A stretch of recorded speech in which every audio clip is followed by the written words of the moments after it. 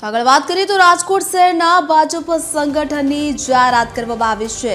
તો 8 ઉપપ્રમુખ, 3 મહામંત્રી, 8 મંત્રી અને 1 કોષાધ્યક્ષની નિમણૂક કરવામાં આવી છે। તો આપણે જણાવી દઈએ કે ભાજપે અન્ય મોરચાના પ્રમુખની પણ નિમણૂક કરી છે। 45 હોદ્દેદારના નામની જાહેરાત કરવામાં આવી છે। તો 45 હોદ્દેદારોના નામની જાહેરાત રાજકોટ શહેરના ભાજપ સંગઠનની જાહેરાત કરવામાં આવી છે। તો અંગે વધુ વિગત આપવા માટે સંવાદદાતા રવિ મોટવાણી મારી સાથે જોડાઈ ચૂક્યા છે। જી રવિ, જણાવશો ભાજપે જે નવા હોદ્દેદારોની નિયુક્તિ કરી છે, શું છે વધુ વિગત? જી રેના, જરૂરથી જણાવી દઉં, રાજકોટ શહેર ભાજપની વાત કરીએ તો સૌરાષ્ટ્રનું પાટનગર રાજકોટને ગણવામાં આવે છે। ત્યારે અહીં જે સંગઠનની જાહેરાત થતી હોય છે તેને લઈ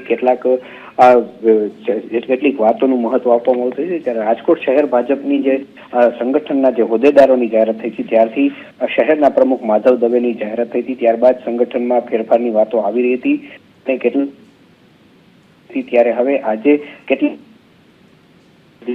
હોદ્દેદારોની જાહેરાત કરવામાં આવી છે, જેમાં 8 પ્રમુખો સાથે સાથે મંત્રીઓ અને મહામંત્રીઓ સહિત કોષાધ્યક્ષની નિમણૂક કરવામાં આવી છે। મહત્વની વાત કહી શકાય જે જુદા જુદા જે અન્ય સંગઠનો હોય છે, યુવા મોરચો હોય છે, મહિલા મોરચો હોય છે, કિસાન મોરચો હોય છે, બક્ષીપંચ મોરચો હોય છે, ઓબીસી હોય છે, અનુસૂચિત જાતિ હોય છે, અનુસૂચિત જનજાતિ હોય છે સહિતની જે જુદી જુદી પાંખો છે તેની પણ આજે હોદ્દેદારોની જાહેરાત કરવામાં આવી છે। કેટલાય લાંબા સમયથી આની રાહ જોવાતી હતી, કારણ કે હવે આ ટૂંક જ સમયમાં મહાનગરપાલિકાઓની ચૂંટણી આવી રહી છે ત્યારે આ સંગઠનના હોદ્દેદારોનું બહુ મહત્વનો રોલ હોય છે।